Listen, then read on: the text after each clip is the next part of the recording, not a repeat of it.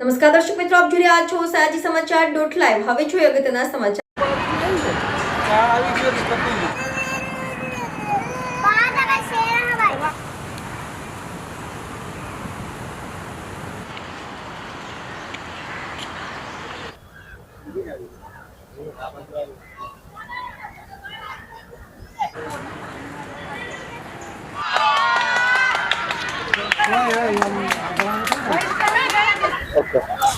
હું હિના પટેલ, હું અહીંયા સરથાણા પ્રાણી સંગ્રહાલય ખાતે ઝૂ ગાઈડ તરીકે ફરજ બજાવું છું.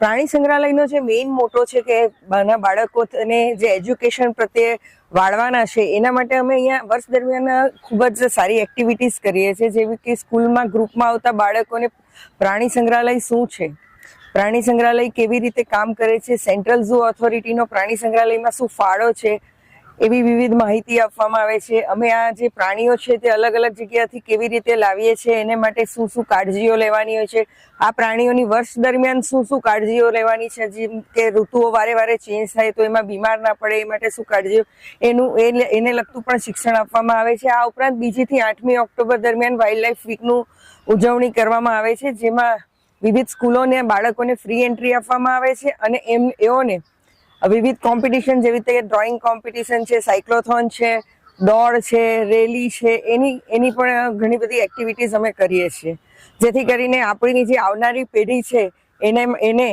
પર્યાવરણ પ્રત્યે એક સહાનુભૂતિ થાય અને પર્યાવરણની જાળવણી કેવી રીતે કરવી એ વિશેનું વિવિધ એજ્યુકેશન મળી રહે. આ ઉપરાંત જે અહીં જે મુલાકાતીઓ આવે છે એના માટે અહીંયા બેટરી ઓપરેટેડ બસની સુવિધા બી રાખવામાં આવી છે અને દિવ્યાંગ જે આવે છે તેના માટે વ્હીલચેર અને એવી સુવિધા, જેથી જે દિવ્યાંગ મુલાકાતીઓ આવે છે એમને અગવડ ના પડે. હું doctor Rajesh Patel, incharge zoo superintendent, Sarthana nature park, Surat મહાનગરપાલિકા. સુરત મહાનગરપાલિકા સંચાલિત સરથાણા નેચર પાર્ક કુલ 81 એકર વિસ્તારમાં પથરાયેલો છે અને સુરત ઝૂ છે તે સેન્ટ્રલ ઝૂ ઓથોરિટી માન્ય મીડિયમ કક્ષાનો ઝૂ છે. સુરત ઝૂમાં જે સુરત શહેર વિસ્તાર અને આજુબાજુના જિલ્લા વિસ્તારના વાર્ષિક 9 થી 10 લાખ વિઝિટરો મુલાકાતે લેતા હોય છે. હાલમાં સુરત ઝૂમાં ટોટલ 54 પ્રજાતિના અલગ અલગ જાતના પ્રાણીઓ રાખેલા છે, જેમાં મેમલ્સ છે 24 છે, જેના 128 પ્રાણીઓ છે. બર્ડ્સ છે એની 27 પ્રજાતિ અલગ અલગ છે અને એના 294, અને રેપ્ટાઇલ્સ જે છે સરીસૃપ એ 5 પ્રજાતિના પ્રાણીઓ છે અને ટોટલ 61 પ્રાણીઓ ઝૂમાં કેપ્ટિવિટીમાં રાખવામાં આવેલું છે. સુરત ઝૂની મેઇન જે વિશેષતા છે જે કે જળબિલાડી છે, કે જે આખા ભારતના ઝૂ છે તે પૈકી કોઈ પણ ઝૂમાં કેપ્ટિવિટીમાં જળબિલાડીનું બ્રીડિંગ થતું છે નહીં, અને હાલમાં સુરત ઝૂમાં કુલ 27 જેટલી જળબિલાડી કેપ્ટિવિટીમાં રાખવામાં આવેલી છે અને એનું સાયન્ટિફિક મેનેજમેન્ટ કરવાથી દર વર્ષે 5 થી 7 બચ્ચાનો જન્મ થાય છે. અત્યાર સુધીમાં આપણે સુરત ઝૂમાંથી કુલ 18 જેટલી જળબિલાડી બીજા પ્રાણી સંગ્રહાલયોમાં એક્સચેન્જ પ્રાણી વિનિમય પ્રોગ્રામ હેઠળ આપવામાં આવેલી છે, અને એની સામે આપણને લાયન છે, સફેદ વાઘ છે અને બીજા ઘણા બધા પ્રાણીઓ પ્રાણી વિનિમય પ્રોગ્રામ હેઠળ મેળવવામાં આવેલું છે.